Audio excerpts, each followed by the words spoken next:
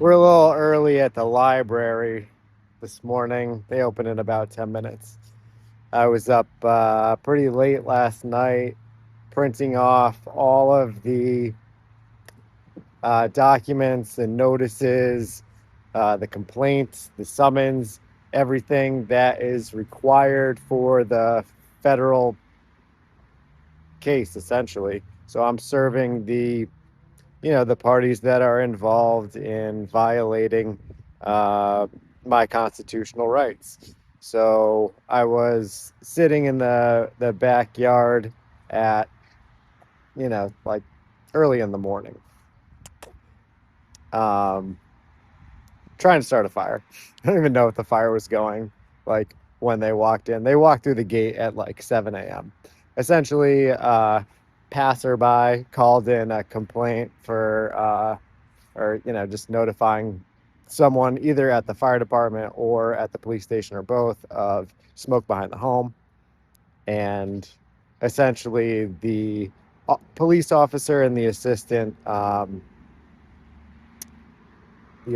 fire chief walked through the gate, no warrant, no notice, no invite, no nothing.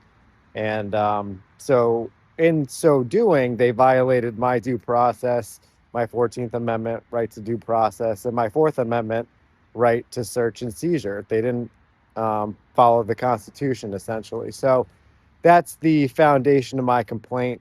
It should be pretty black and white. By their own admission, once once they got to the backyard, I asked the officer point blank, "What am I doing wrong?" She just looks at the fucking fire chief guy, and she's like, "I'll let him tell you," And he just kind of shrugs his shoulders, like, "Yeah, I don't, what do you want me to do? I got barely a fire burning, if at all, in the. I'm sure it was going somewhat, but it was just a tiny thing in the fire pit. No reason for it, uncalled for. And I notified them that they were harassing me. So, and they notated that on the CAD reports. So they told on themselves in the process because they violated Connecticut General Statute 29-6D, which essentially states the police have a legal obligation to retain body cam footage and all details for that matter, if a citizen reports a complaint or a crime or anything like that. So in the CAD notes, the officer said that I told her she was harassing me. That's a complaint. They're violating my rights. They were notified. They should have retained the body cam footage. They didn't do that either. But again, this is a federal, I think, filing in the District of Connecticut. I filed out of Hartford. It looks like the case is going to take place out of Bridgeport, which is interesting. It could have gone to New Haven, Bridgeport, or Hartford. So my move this morning, I'm not really doing much at the library. I just wanted a quiet space to go over all the documents and the notices and everything that I'm putting in the summons packets, essentially, to make sure that I'm compliant with the court's orders and everything that the judge told me to do, um, just so that's accurate. And then the calendar, I think, is pretty strictly laid out from there. There's specific dates that we have to meet. I want to say for discovery, I have to go over that. So that's my next move, is to familiarize myself with um, the federal rules of procedure for civil court, um, or it's called something specific. The federal rules of civil procedure, I think, is what it's called.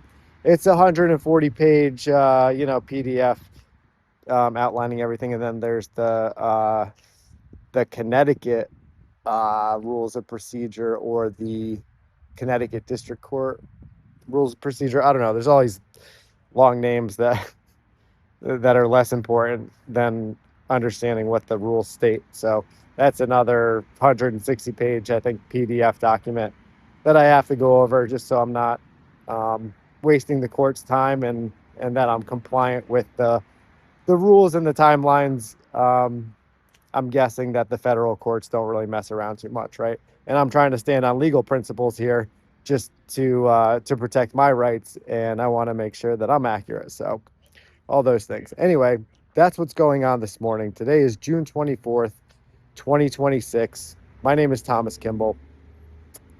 I hope that everyone is flooding the courts right now with complaints, um, not frivolous complaints, right? I've had maybe 20, 25 interactions with the police over the last several years. They come at me for every which way, all these different things. Um, and I haven't asserted my rights in really any of those situations.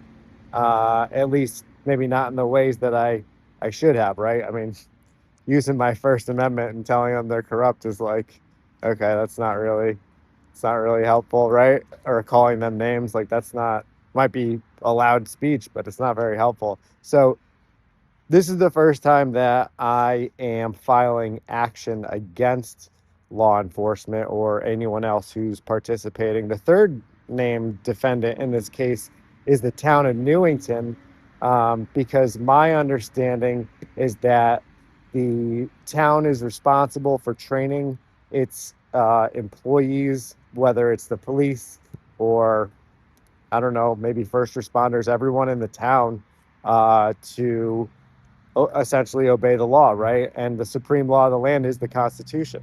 So if um, if the local authorities, right, are acting under notices or ordinances or rules or statutes or whatever, and those specific guidelines are in direct conflict with the Constitution, guess what? Guess which one trumps the other one, right? And so, that's kind of the primary foundation for this case, is that um, the responders acted outside of their um, training, or what should have been training, and acted outside the Constitution. So I don't know. We'll see how it goes. Listen, I don't know how this is going to go. This might get tossed out, thrown on its face. The judge could say, well, they have protected immunity and, this and that, or, however it goes. That's not the point. I think the point is that everyone should be flooding the courts with legitimate grievances about violations of constitutional rights, because, we've seen a drastic overreach, um, and they don't have the right to infringe upon any of our rights. Sorry for the redundancy. It's a beautiful day. Have a beautiful day, and I'll keep you posted on how this goes.